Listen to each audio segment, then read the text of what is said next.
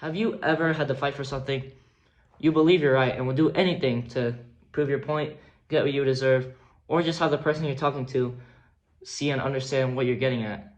In the case of the world, the Baltic states, which include Estonia, Latvia, and Lithuania, have been fighting for a basic human right for over half a century: independence. I know it's boring. Me and you live in a free country, so why would we ever think about it? It's a basic human right. Well, as of recently, only 20% of the world live in a free country. Take that as you will, but you and I, we are extremely lucky to have this sense of freedom, having freedom of speech, a sense of economic stability, and just living every day without having to worry of police officers dragging you out of your house and sending you to a labor camp. These are what the Balkan citizens had to endure during World War II, which was horrible. And after World War II, they had to face on 50 years of torture, fear, and inhumane things. However, they kept fighting. Through thick and thin, the Balkan citizens found ways to protest and therefore persuade very powerful people in their political parties, which all led to the year 1991, where all three countries gained their independence. Even though this is a great accomplishment, these are three countries that have no vision or path, and they need the right people to rule them on. Today, I will be talking about if the Soviet rule of the Baltic states affected their development post-independence period.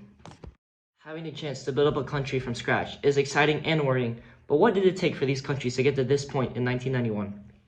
It was definitely not an easy path, that's for sure. It all started in World War II, as Doug Bando stated in his article, that first Nazi Germany occupied the Baltic states in late March 1941, and later the Baltic states were occupied by the Soviet Union in November 1941. However, no one could have predicted what would happen in the next half century, which was horrible and inhumane for the whole world. People from the University of Central Arkansas said that killings would happen daily, there would be arrests of political individuals, and tanks would roll down the streets as people would hide in their windows. These 50 years were horrible for the country, and not many people talked about it. In fact, most of the news articles I found were about the independence period. There were barely any during what we called the conflict phase, which was this half a century leading up to the independence period.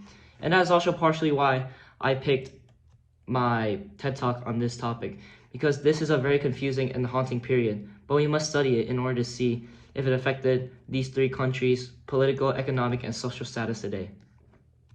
Nevertheless, the citizens kept fighting. During the independence period, the citizens began to protest. One of the most famous protests, described by the Baltic Defense College, was the Baltic Way, which was where 2 million people lined up in the capitals of each country, which was Vilnius, Riga, and Tallinn, and held hands, creating a human chain to imply that the country is ready to fight for what they deserve.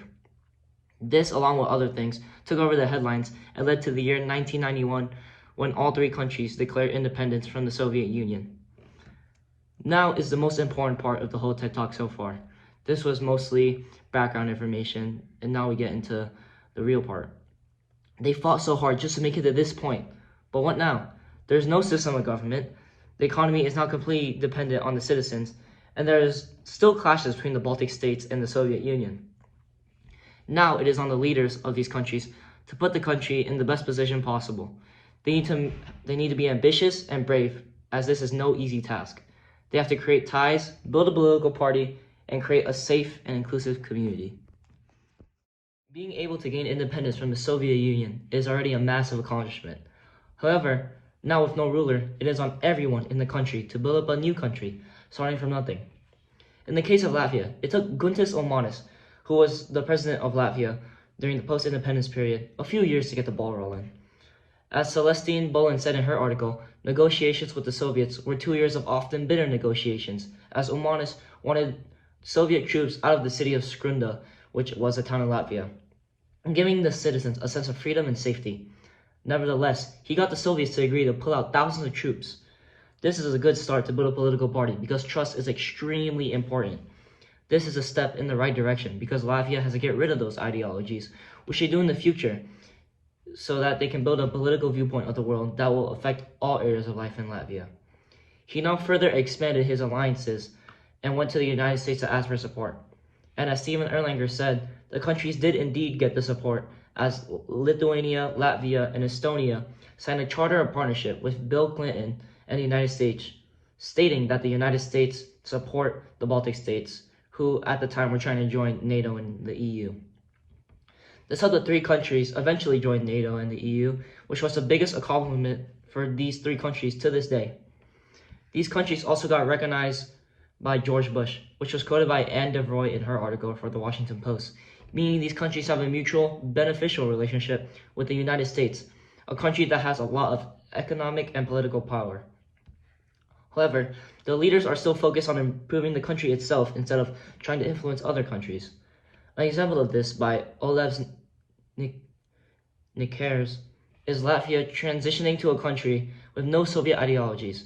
The rate of Homo Sovieticus, which is the feeling of pro-Soviet or the feeling of the 50 years they were in ruling, it was good or very good, has decreased exponentially from 29% in 2015 to only 16% in 2017, and is still going down. Also, an independent researcher named Martin Skarpons has stated that the Baltic states are fighting against Homo Sovieticus, and in Latvia, the idea of Homo Sovieticus is going extinct in their political parties. As this is great for Latvia, other countries are not doing so well, such as Lithuania. As Jurga Bakait said, after the country tore away from the Soviet Union in 1990, we saw a drastic increase in suicide rates, also decreasing life expectancy and increasing emigration. This transition problem can be blamed on the deep trauma of Soviet rule. This can lead to harder tasks that need to be heard by the government because it is really hard to find a solution to a problem like this. They're just beginning to piece everything together and get the ball rolling, and then these statistics are presented and you're stuck. It is important for each country to help each other out in this time period and make sure everybody succeeds. As we can analyze, these countries' governments as well as the citizens have changed this country and paved the way for the future of the country. After decades of suffering, they got what they wanted, but that did not come at an easy cost. They had to fight against one of the most powerful forces in the world, which was the Soviet Union, and they succeeded. Even after independence, there were struggles. Trying to build up a country with no vision in such a competitive world was not easy, as we have seen. However, through thick and thin, the most important people persevered and fought for freedom, which comes at a very high price. These governments show us that we must be grateful for the simple things in life, as simple as being able to live without having tanks roll down the street outside your window. We must acknowledge these accomplishments and praise them for being able to gain independence after a half century and build up a country where people want to live.